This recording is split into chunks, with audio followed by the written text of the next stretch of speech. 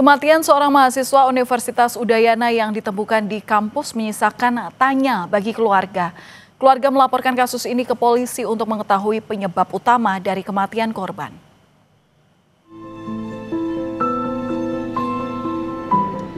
Keluarga mahasiswa Udayana yang ditemukan meninggal di kawasan kampus melaporkan kasus kematian anaknya ke Polresta Denpasar, Bali pada Sabtu siang.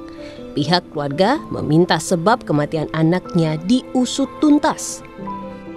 Ingin mencari kebenaran kronologis dari kematiannya ini. Karena yang selama ini kita terima itu beritanya masih simpang siur kronologis kematiannya. Oleh sebab itu saya serahkan kepada pihak kepolisian. Dari pemeriksaan polisi di TKP, barang milik korban ditemukan di lantai 4 gedung Fakultas Ilmu Sosial dan Ilmu Politik. Namun, penyebab kematian korban belum bisa disimpulkan, lantaran tidak adanya kamera CCTV di lokasi kejadian. Masih dilakukan penyidikan dan pendalaman terkait dengan apakah ada unsur sengaja atau memang kecelakaan. Ini belum bisa disimpulkan ini bunuh diri, Pak, ya? Belum bisa disimpulkan. Di lokasi sesuai keterangan yang kami dapatkan bahwa di lokasi itu di CCTV tidak ada.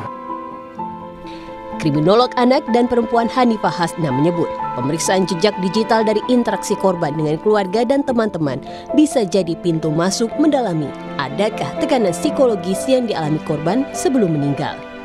Bagaimana secara digital pasti ada kondisi-kondisi atau percakapan dengan teman-temannya atau rekannya atau keluarganya yang menunjukkan ketertekanan dalam hal itu gitu ya. Kita bisa melihat, mungkin bisa dilihat apa sebetulnya disampaikan dengan teman-temannya atau mungkin dia pernah posting sesuatu di media sosialnya menunjukkan bahwa dia dalam kondisi yang tertekan. Korban ditemukan meninggal di salah satu gedung Fakultas Ilmu Sosial dan Ilmu Politik Universitas Udayana pada Rabu 15 Oktober. Buntut kasus ini, 4 pengurus himpunan mahasiswa ilmu politik yang menjadikan kematian korban sebagai bahan lelucon di media sosial diberhentikan. Sidang etik juga menanti para pelaku perundungan. Tim Liputan, Kompas TV.